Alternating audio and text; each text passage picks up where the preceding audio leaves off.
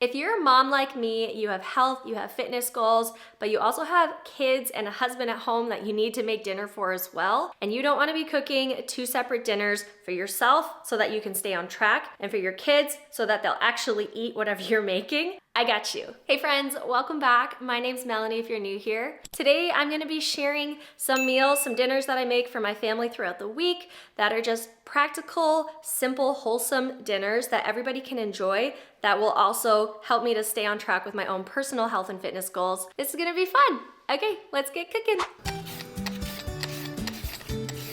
So the first dinner that I'm gonna share with you today is a shepherd's pie. And I just love making shepherd's pie because it's just a wholesome, classic family dinner. But I like to just kind of do my own thing and make it a little bit healthier when I make shepherd's pie. And one of the ways that I do that is using sweet potatoes instead of like a white potato.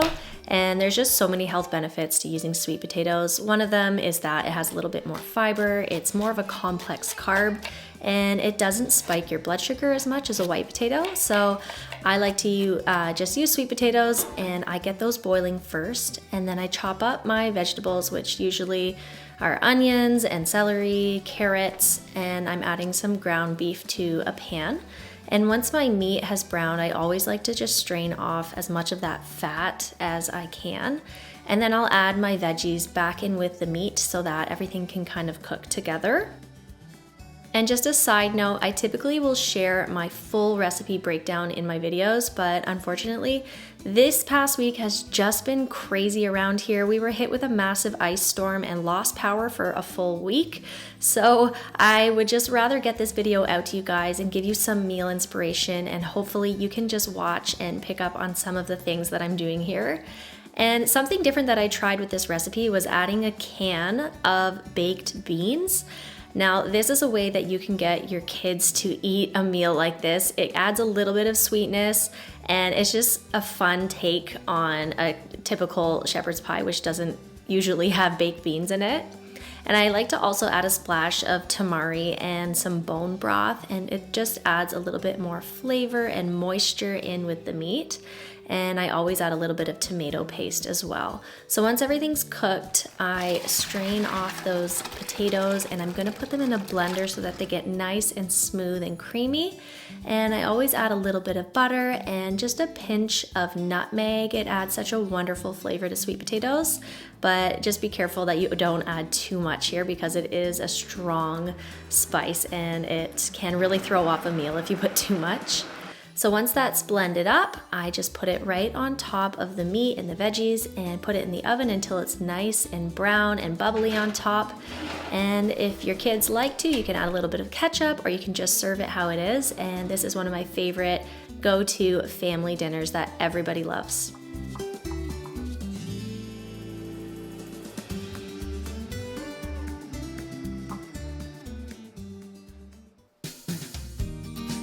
So this next one is a really fun recipe. It's a Mediterranean chicken dish, and I cooked it with orzo, the little mini pasta noodles. If your kids are like my kids, they just love pasta of any kind. So orzo is just a fun little pasta to use. So I have some chicken thighs here. You could also use chicken breast if you want to go a little bit leaner with your meat. And all I'm doing is adding a little bit of olive oil, salt, and pepper, and you just want to fully coat all of the chicken here, so give it a quick toss. And I'm just going to set that aside and get a nice Dutch oven, something large that you are able to cook all of your chicken and some pasta in it as well. So just oil up a large pan or pot, and I'm browning my chicken on all sides. It's not fully cooked, but I'm just gonna remove it and cover it with some foil and set it aside. Now I have some chopped onions that I'm adding to that same pan along with some garlic.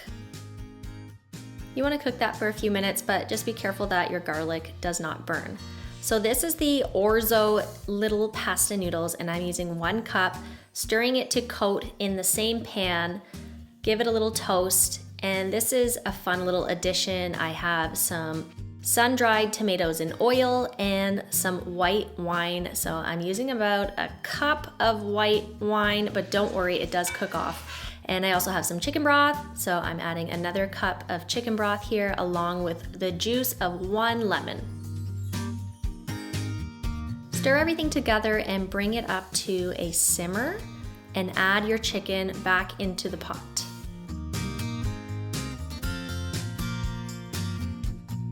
I'm gonna be adding a sprinkle of some dried thyme, which adds a really nice earthy flavor, along with some smoked paprika. If you don't have smoked paprika, you could also use just regular paprika. And if your kids are okay with a little bit of spice, add in some red chili flakes as well. Put the lid on and let everything cook for about 10 more minutes. I have some large green olives and they are pitted, and I'm adding that into the pot after the 10 minutes, along with some little baby tomatoes. And I'm putting those in just at the end so that they can just soften and not get all mushy. So for another 5 minutes or so, you're gonna put those in the pot and cook them together. And that's it, everything has cooked. This was such a delicious dinner and something different that I don't usually cook in my house, but it was fun and everybody really enjoyed this meal. It had so much flavor. And I'm also topping it with a little bit of light feta cheese.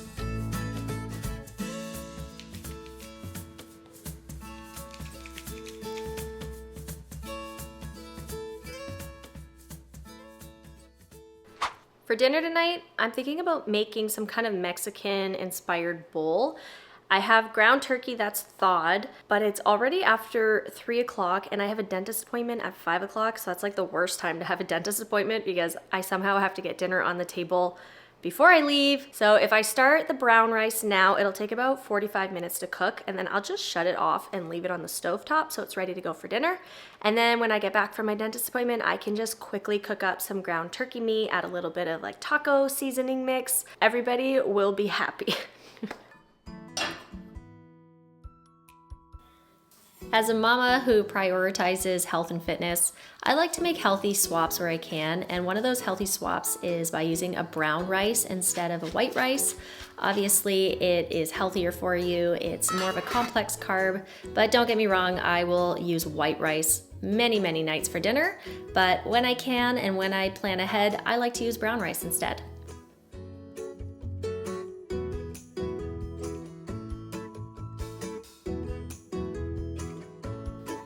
Another simple swap that you can make is substituting ground turkey for a ground beef recipe. Now, I have nothing against ground beef, I use it all the time, but if I want a leaner protein source, I will use ground turkey instead. So many nights I will do a ground turkey taco instead of beef, which is what I'm doing tonight. And it's just less calories, lots of protein, and the only thing with ground turkey is it will dry out or get kind of chewy if you cook it too long. So one of the ways that I prevent that from happening is just adding lots of liquid in with my turkey meat. So I will add in some chicken broth. I love to add tamari where I can because it has lots of flavor. So I'll often add a splash of tamari, and to help it get a little bit creamy in the pan as it cooks, I will also add in some tomato paste.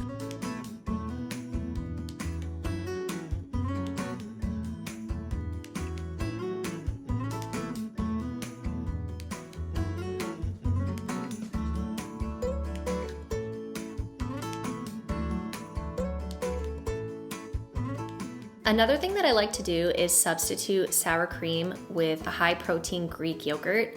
This is such an easy swap to make for any recipe where you need sour cream. This Greek yogurt was actually a higher fat Greek yogurt, which I typically don't eat, but honestly, I don't think going low fat all the time is the healthiest thing to do. So I do like to add some fats back into my diet in different ways. So I'm still having a little bit of cheese on top of my bowl, and my kids did not notice at all that I used Greek yogurt instead of sour cream. So try it with your kids and see if they spot the difference.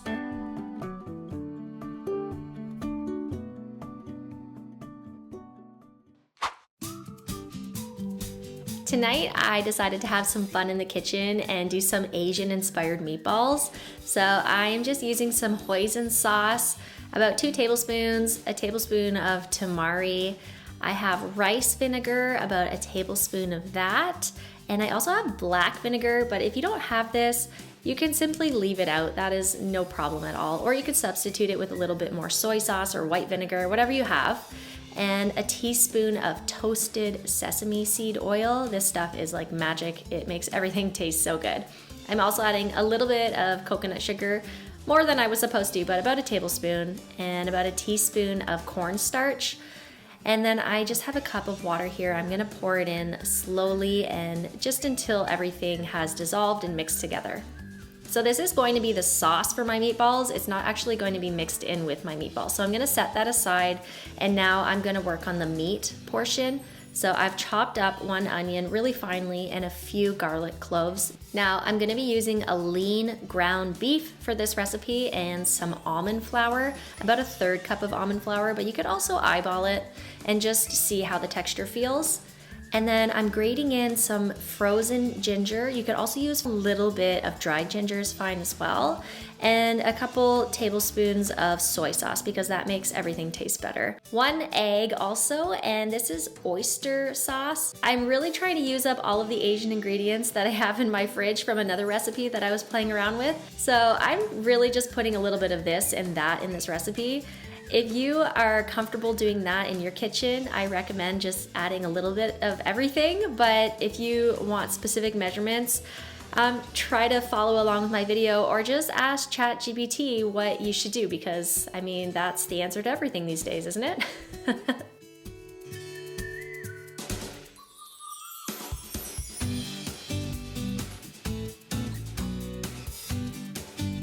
So my family had Indian food the other night, and apparently 1 portion of rice is like 3 containers. So I had so much leftover rice in my fridge that I wanted to use up, and I was actually so happy that we had all of this extra rice because that saved me having to do more cooking tonight when I really just wanted to focus on one aspect of the meal, which is the meatballs, and these turned out absolutely delicious. You want to cook the meatballs in the oven at 400 degrees for about 20 minutes or so, or until they're fully cooked. And then you want to pour that sauce mixture that we made at the beginning of this part of the video and add the meatballs into the pan and just bring it up to a gentle simmer so that the sauce can thicken a little bit.